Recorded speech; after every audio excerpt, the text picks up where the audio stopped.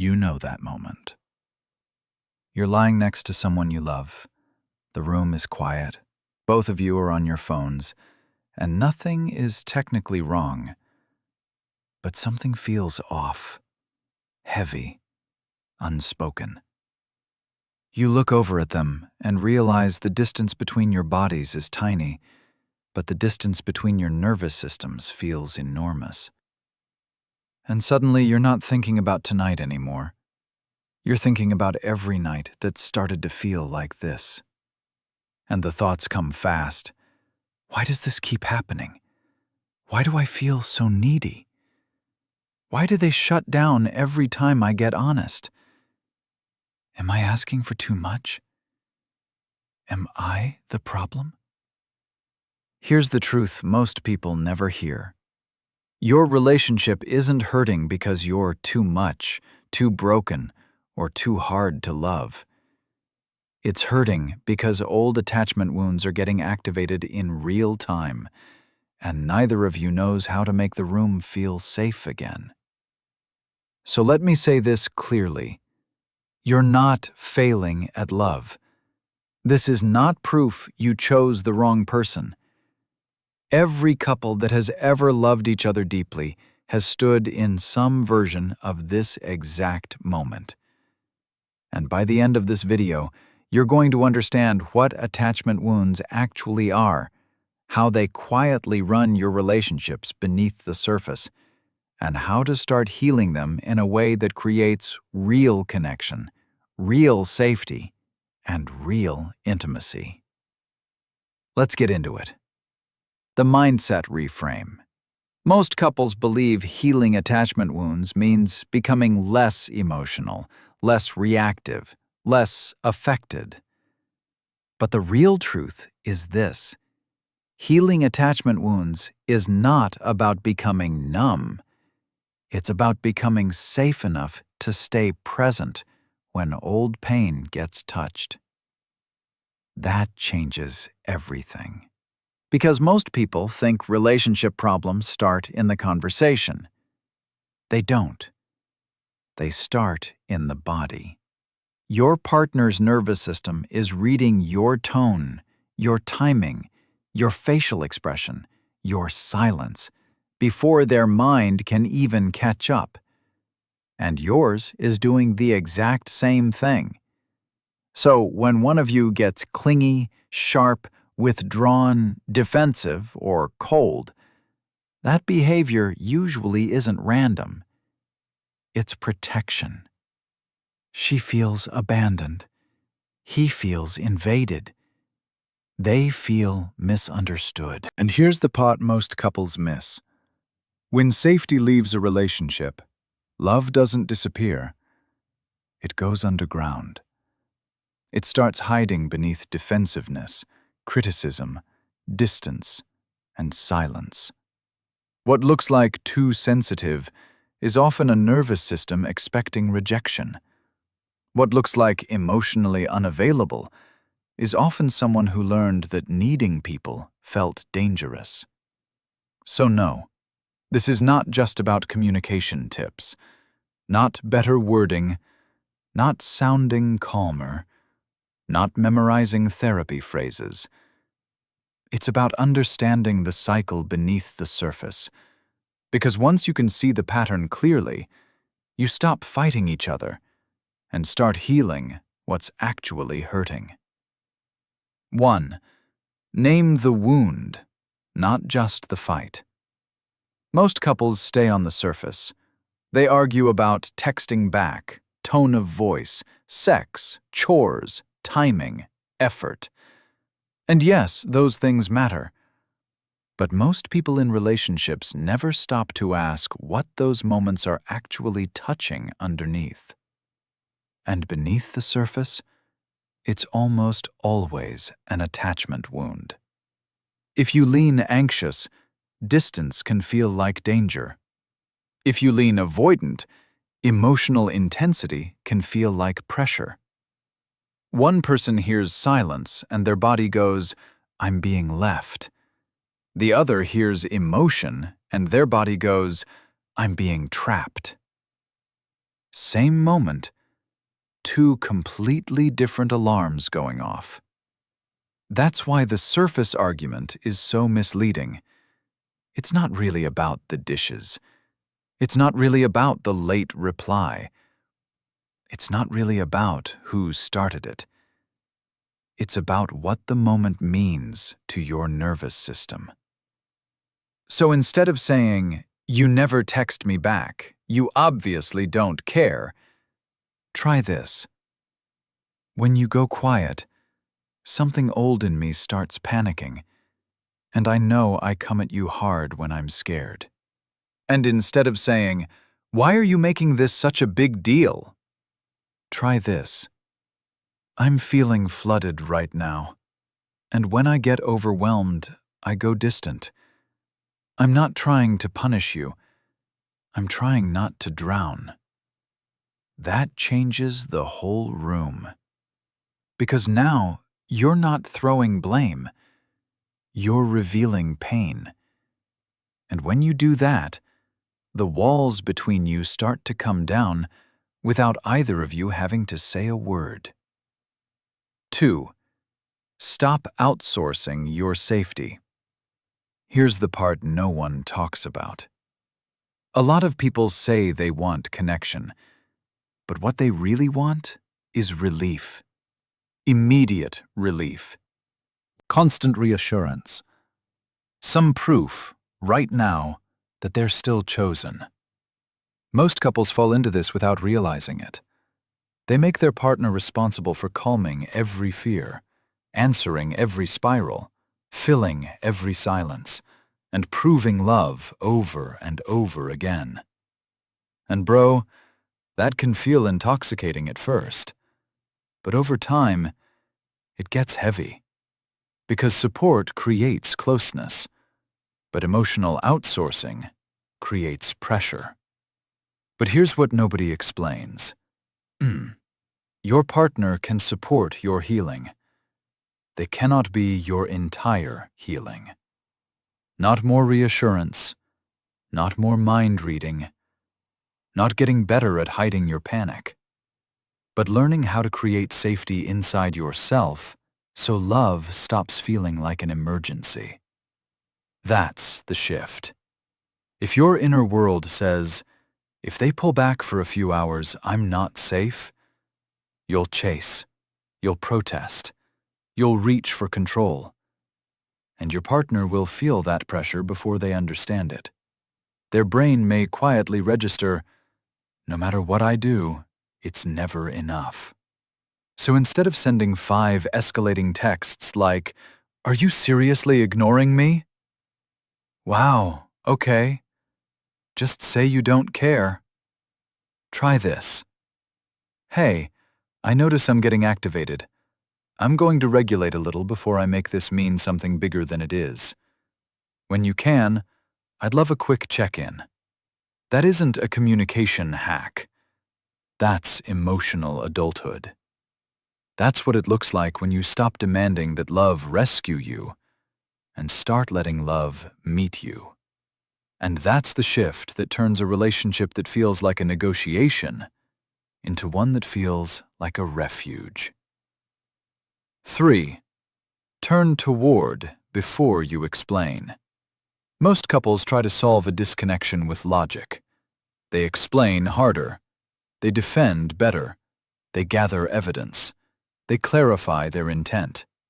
But most people in relationships don't realize intent means almost nothing when the other person's nervous system already feels unsafe. Because when someone is activated, their body is like a smoke detector. It cannot tell the difference between your sharp tone and actual danger. It just sounds the alarm. So if your partner is hurt and you respond with explanations too quickly, what they often hear is not clarity. They hear distance. They hear self-protection. They hear, "You're alone in this." And here's what changes everything. Before you explain your position, turn toward their pain. So instead of this, "I didn't mean it like that. You always twist what I say." Try this. Okay, I can see that landed hard. Come here for a second. Tell me what you heard, and let me stay with you in it.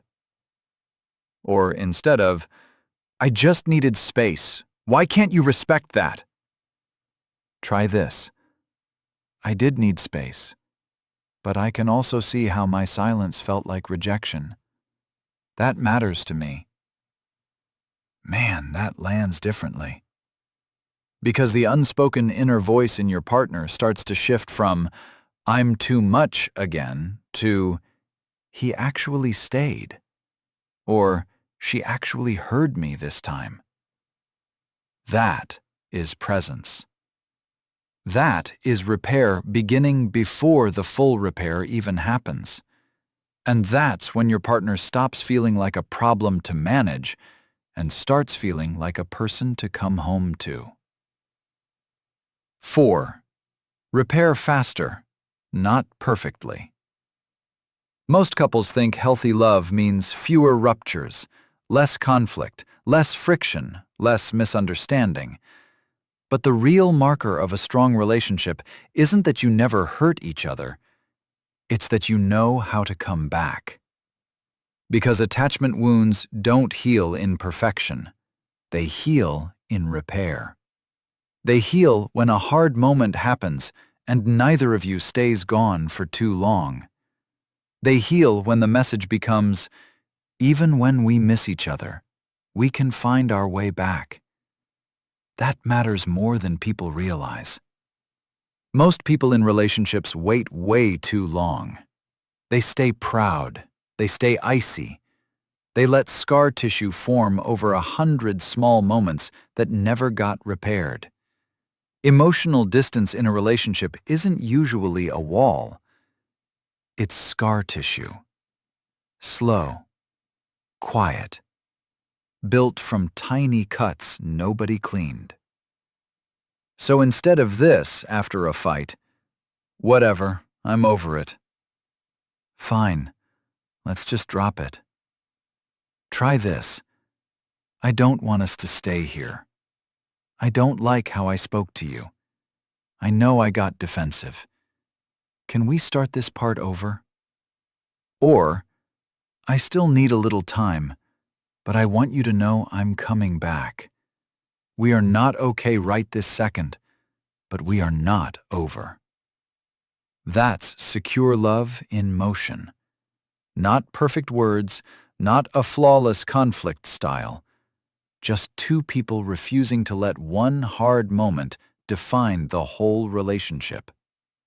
And when you practice that, the room starts to feel safe enough for honesty again. 5. Let closeness breathe. And this is the one most couples never figure out. They think closeness means constant access, constant reassurance, constant emotional availability on demand. But most couples confuse intimacy with fusion, and those are not the same thing. Real intimacy has space in it. Breathing room. Choice. Return. If you lean anxious, space can feel like abandonment. If you lean avoidant, closeness can feel like losing yourself. So one partner reaches harder, the other pulls farther. And both people tell themselves a story that isn't fully true. They don't really want me. They're too much for me. But beneath the surface, both are usually protecting something tender. Not less love. Not emotional coldness. Not proof you're incompatible. But two nervous systems trying to find a distance where they can both breathe and stay connected. So instead of saying, why do you need space from me if you love me? Try this. Take the 20 minutes you need. Just let me know when you're coming back so my body doesn't make up a story. And instead of disappearing without explanation, try, I'm getting overwhelmed. I need a little space to regulate. But I'm not leaving you. I'm coming back at 7 and I want to finish this with you. That is mature love. That is what it looks like when space stops being a threat and becomes part of the repair. And when you do that, closeness stops feeling like control and starts feeling like freedom, with connection still intact. 6. Become the adult your younger self needed. Most couples try to heal present-day love using childhood survival strategies. They protest, please, perform, shut down, disappear, over-explain, go numb. Most people in relationships don't even realize they're doing it because those patterns once worked. They kept you attached. They kept you safe enough to survive. But survival is not the same as intimacy. And here's where it gets real. Healing attachment wounds means learning how to give yourself something you used to beg the world for. Reassurance, permission, boundaries, steadiness. It means the younger part of you can finally stop running the whole relationship. So before a hard conversation, instead of walking in with, "Don't leave me in this," or "I'm not doing feelings tonight," you pause and tell yourself the truth first. I can stay with myself here. I can tell the truth without abandoning myself. I can be disappointed without collapsing. I can need someone without losing myself in the process. That internal voice matters. Because your partner can feel when they are talking to your present self versus your panic. Something in you starts saying, "I'm not helpless anymore." And something in them starts relaxing too. This isn't a trick for avoiding conflict. This is identity work. This is what it looks like when someone has learned to love without disappearing inside old patterns. And that's when your relationship starts feeling less like reenactment and more like something real. 7. Choose consistency over intensity. This is where it gets really interesting. A lot of people with attachment wounds are not actually starving for love. They're starving for predictability, for steadiness, for small moments that keep saying the same thing. Most couples overlook this because intensity feels more romantic. The big apology, the dramatic comeback, the deep talk at 1 a.m., the emotional high after almost losing each other. But intensity is not the same as safety, and your body knows it. Secure connection is usually quieter than the movies made you expect. It looks small. A hand on your back. A text that says, "Thinking of you." A hard conversation that actually gets finished. A promise kept. A return that happens when they said it would. That's how healing happens. Not in one giant breakthrough. Not in one perfect partner. Not in one tearful weekend that fixes everything. But in repeated moments where your nervous system starts collecting new evidence. She really does come back. He doesn't disappear when things get hard. I forgot how good it feels to be chosen in ordinary ways. So instead of only showing up big after damage is done, try this. "Good luck today. I know that meeting matters." Or, "I'm wiped, but I still want 10 minutes with you before bed." That may sound simple. It isn't. It's repatterning. It's what emotionally available people do when they stop chasing chemistry and start building connection on purpose. And that's the shift that turns love from something fragile into something you can actually rest inside. The close. So if you take anything from this, let it be this. Healing your attachment wounds is not about becoming less needy, less sensitive, or less human. It's about becoming more aware, more grounded, and more honest about what gets activated in you when connection feels uncertain. And when you do that, you stop reacting from old pain and start responding from the person you're becoming. This isn't a checklist. It's an invitation. An invitation to stop letting your oldest wounds write the script for your newest love. An invitation to become the kind of partner who can create safety, tell the truth, repair the rupture, and stay emotionally available without abandoning themselves. These aren't tips for a better relationship. They're the beginning of becoming the kind of partner you always wanted someone to be for you. Real intimacy doesn't start when you find the right person. It starts when you become safe enough to love without letting your wounds do all the talking. Psychology grounding behind the script. The script's core framing aligns with established attachment science, describing adult attachment styles as patterns shaped by early caregiving and later relationship experiences, with anxious attachment often involving fear of rejection or abandonment, and avoidant attachment often involving discomfort with closeness or intimacy. Importantly, these patterns can change through self-awareness and healthier relational behavior. Cleveland Clinic. It also reflects research showing that insecure attachment can amplify stress responses in romantic relationships through hyperactivating strategies associated with attachment anxiety and distancing or deactivating strategies associated with attachment avoidance, as well as relationship research emphasizing repair as the act of getting back on track before negativity escalates. PMC, Gottman Institute.